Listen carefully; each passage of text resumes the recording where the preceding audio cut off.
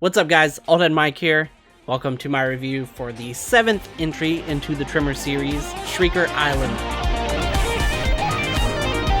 Sorry I let you get attacked by a werewolf and went into the woods.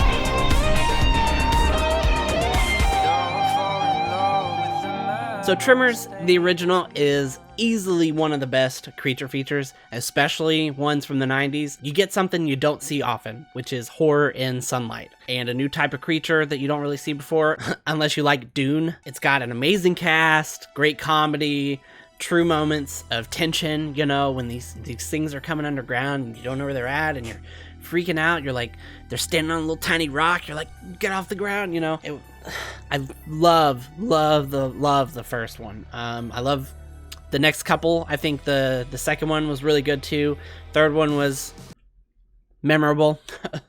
Yes, the quality definitely dropped after the first 2 or 3, but honestly, if I had to think, I would probably put this to be my favorite guilty pleasure series.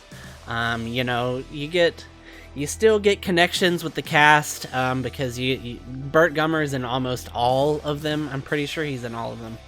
There's so many at this point. So they don't stray too far away from the original. It's still a cheesy fun time, you know. You get funny dialogue. It doesn't take itself too seriously. It's light on plot.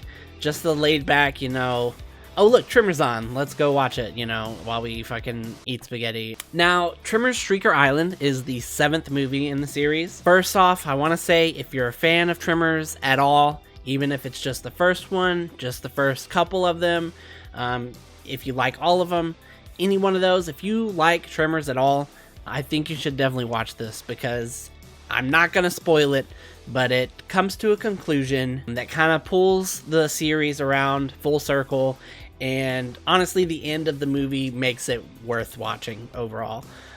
So definitely go watch it if you like Tremors at all. But let's dive in a little bit into the different aspects of the movie. So back as usual, you get Michael Gross as Burt Gummer. Jamie Kennedy doesn't return, which is good for some. I know a lot of people don't like him, but I definitely miss the chemistry that they had in the other movies, and the banter that they had between them. Replacing this comic relief is John Heater, Napoleon Dynamite, whatever. He has some funny parts. I found myself laughing a couple times for sure. Some decent emotional parts as well, but it's really hard to shake picturing Napoleon Dynamite whenever he talks.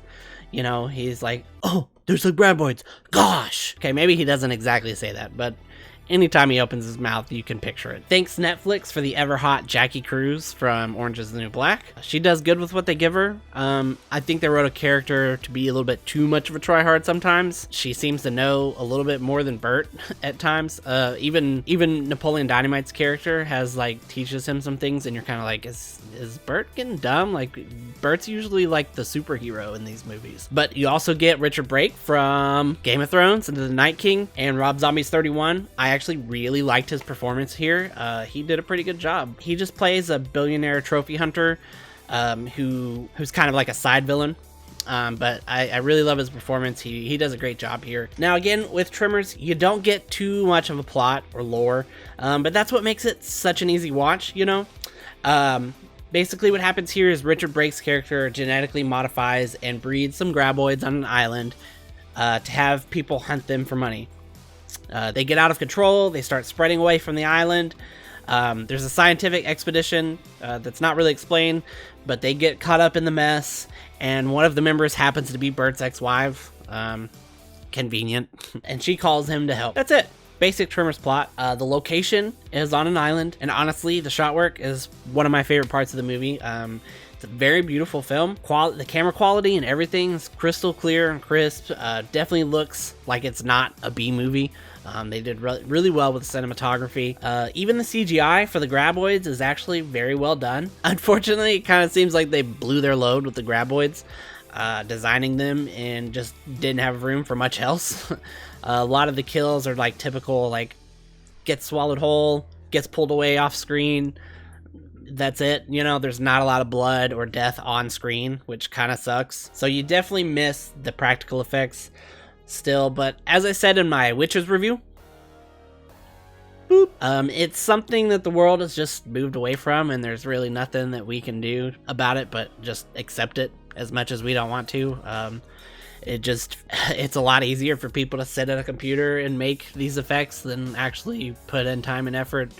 And so that's just what people are going to do, and whatever. Overall, though, still enjoyed the film a lot more than some of the other sequels. Again, I actually missed Jamie Kennedy somehow as Mr. Dynamite. Doesn't really do him justice. The effects are great. Kills are kind of lame, but it's still fun to see Burt Gummer running around, Burt Gummering it up. And again, the film comes to a perfect surprisingly emotional conclusion for fans of the series. And again, even if you didn't like the sequels, if you just like the first one or the first couple, I'd highly recommend seeing it because the end makes it worth it. If you're not attached to the series, you probably won't care, but I mean, I give it a 7 out of 10. Not bad. But if you guys saw it, leave some comments. Let me know what you thought. If not, go watch it, then come back. Tell me what you thought. I'm always here reading comments, even though it's usually a bad idea.